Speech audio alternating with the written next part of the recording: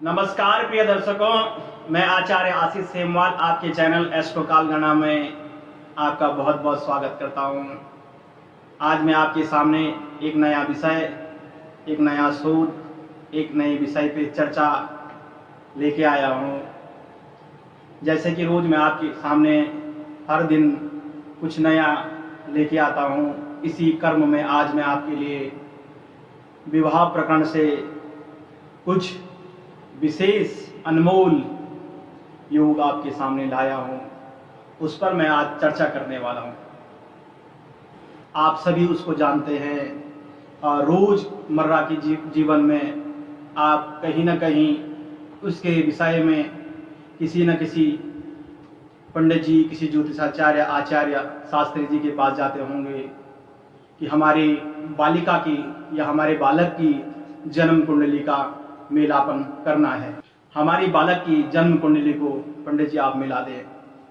इसी विषय पर आज मैं चर्चा करने वाला हूं। विवाह योग से जब हम जन्म पत्रिका मिलाते हैं उसमें क्या विशेष बातें होती हैं जिसका हमको ध्यान देना चाहिए, उस पर मैं आपको विस्तृत रूप में आज से कुछ दिनों तक इस विषय पर चर्चा करूंगा। तो सर्वप्रथम जब हम जन्म पत्रिका, जन्म कुंडली को मिलाते हैं उसमें हमें अपने बालक या बालिका का नक्षत्र पता होना चाहिए। नक्षत्र जैसे कि आप जानते हैं 27 नक्षत्र होते हैं। अश्विनी, भरणी, कृतिका, रोहिणी, मृगशिरा, आद्रा, पुनर्वसु, पुष्या, आश्लेषा, मघा, इस प्रकार 27 नक्षत्र होते हैं और नक्षत्रों से ही राशि बनती है। एक नक्षत्र के 4 चरण होते हैं और एक राशि में 9 चरण होते हैं। इस प्रकार से 108 चरण होते हैं, उनकी 12 राशियां बनती हैं। जब सबसे पहले आप जन्म कुंडली मिलाने जाएंगे तो आपको एक बात याद होनी चाहिए कि आपकी बालक या बालिका का कौन सा नक्षत्र है। उस नक्षत्र से ही सारी जन्म पत्रिका मिलाई जाती है। उसके बाद जन्म पत्री के ग्रह मिलाए जाते हैं कि कौन से ग्रह क्रूर हैं या ग्रह मेलापन हो रहा है कि नहीं हो रहा है। लेकिन सबसे पहली जो बात है वो है नक्षत्र से। नक्षत्र से ही गुण मिलते हैं और गुण होते हैं 36 गुण होते हैं। आपकी अगर 18 गुण से ऊपर मिलते हैं तो कुंडली मिल जाती है। उसके बाद आगे दोष देखे जाते हैं, कौन कौन से दोष हैं। इन्हीं दोषों पे मैं आज चर्चा करने वाला हूं।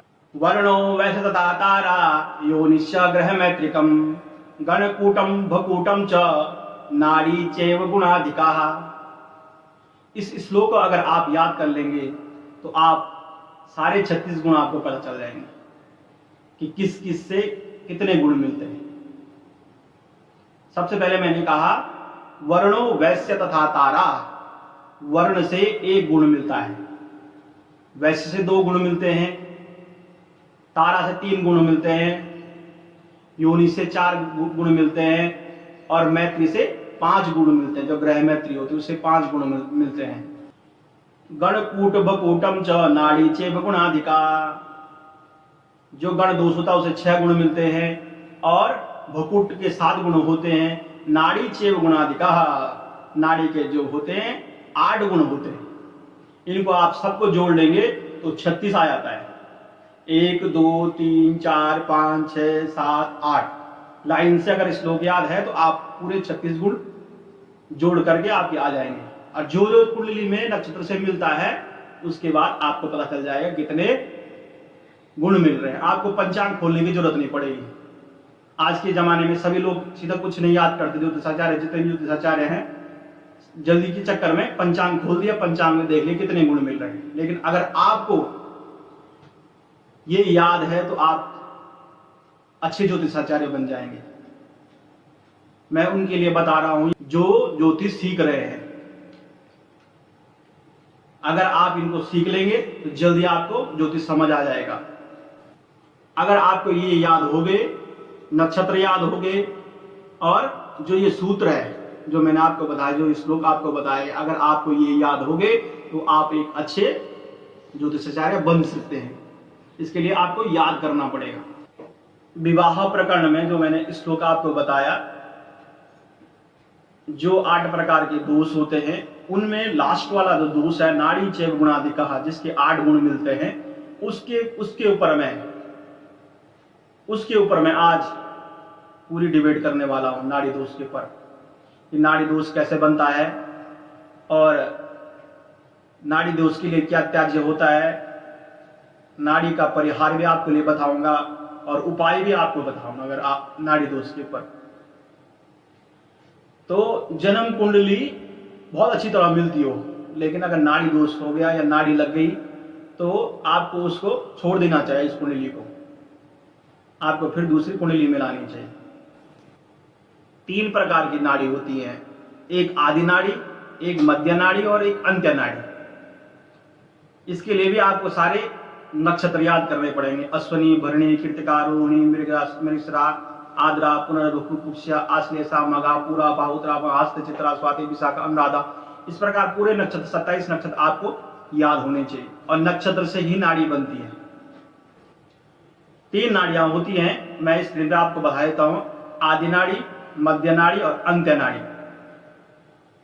अब आपने क्या करना, आदि नाड़ी के नीचे अश्विनी नक्षत्र रखना है, मध्य नाड़ी के नीचे भरणी नक्षत्र और अंत्य नाड़ी के नीचे कृतिका नक्षत्र, और उसके बाद सर्पा आकार में आगे बढ़ाना है। जैसे मैंने स्क्रीन पे लिखा हुआ है, अश्विनी, भरणी, कृतिका, फिर अंत्य नाड़ी के नीचे रोहिणी लिखेंगे।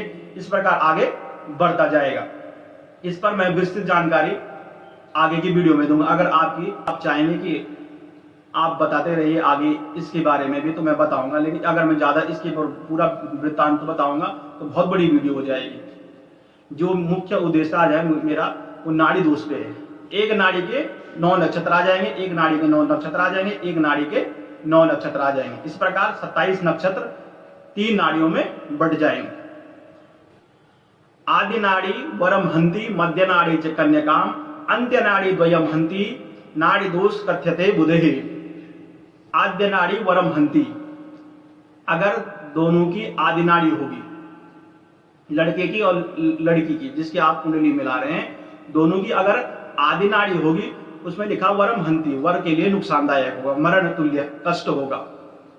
और दूसरे मध्य नाड़ी च कन्याकाम, अगर दोनों की मध्य नाड़ी होगी, वर की भी और कन्या की भी, उसमें कन्या के लिए नुकसानदायक होगा। मध्य नाड़ी च कन्याकाम, अंत्य नाड़ी द्वयम हंति, और अंत्य नाड़ी अगर दोनों की है तो द्वयम हंति, तो दोनों के लिए मरण के समान कष्ट उसको मिलेगा। इस श्लोक के द्वारा मैंने आपको बताया नाड़ी दोष कितनी इंपॉर्टेंट है, कितनी जरूरी है मिलाना कुंडली में। अगर नाड़ी दोष हो जाए तो संतान में दिक्कत आती है, वंश में दिक्कत आती है। जब बच्चे होते हैं, कई लोग कहते हैं आचार्य जी हमारे बच्चे क्यों नहीं हो रहे, क्योंकि दोनों की एक ही नाड़ी होती है, और नाड़ी एक होने से संतान का उत्पत्ति में भी बाधक हो जाता है, और उसके बाद संतानों में खून की कमी, बीमारी, रोग, मंद बुद्धि, इस प्रकार कई प्रकार के रोग पैदा हो जाते हैं। इसलिए नाड़ी दोष बहुत जरूरी है जन्म कुंडली में मिलाना। जब भी आप जन्म कुंडली मिलाने जाओ, उसमें नाड़ी दोष जरूर देखो। नाड़ी दोष देखना बहुत जरूरी है। आपके मन में एक जिज्ञासा उठ रही होगी कि जब हम कुंडली दिखाने जाते हैं तो आचार्य या कोई पंडित जी, कोई ज्योतिषाचार्य जी आपसे कहते हैं कि आपके लिए जो ये नाड़ी दोष लग रहा है, ये आपके लिए नहीं है। मैं मानता हूं कि शास्त्र में लिखा हुआ है श्लोक, लेकिन वह श्लोक क्या बोलना चाहता है, इस पर ध्यान देने वाली बात है। उसको मैं आपको बताता हूं, उसमें क्या लिखा हुआ है। नाड़ी दोषस्य विप्राणाम, वर्ण दोषस्य महीभुजाम, गण दोषस्य वैश्यानाम, शूद्राणाम योनि दोषकः। इसमें जरूर लिखा हुआ है कि नाड़ी दोषस्य विप्राण, नाड़ी दोष जो है वो ब्राह्मणों के लिए है। वर्ण दोषस्य महीभुजाम, वर्ण दोष जो है क्षत्रियों के लिए है। गण दोषस्य वैश्यानाम, गण दोष जो है वैश्यों के लिए है, और योनि दोष जो है शूद्रों के लिए। ये लिखा तो है, लेकिन विशेष बात है, मतलब इसमें आप विशेष ध्यान दें। इस श्लोक में जो लिखा हुआ है कि इन वर्गों के लिए विशेष ध्यान देने वाली बात है, विशेष ध्यान देना चाहिए इस पे। ये नहीं लिखा हुआ है कि इसके लिए यही जरूरी है, इनको विशेष ध्यान देना चाहिए।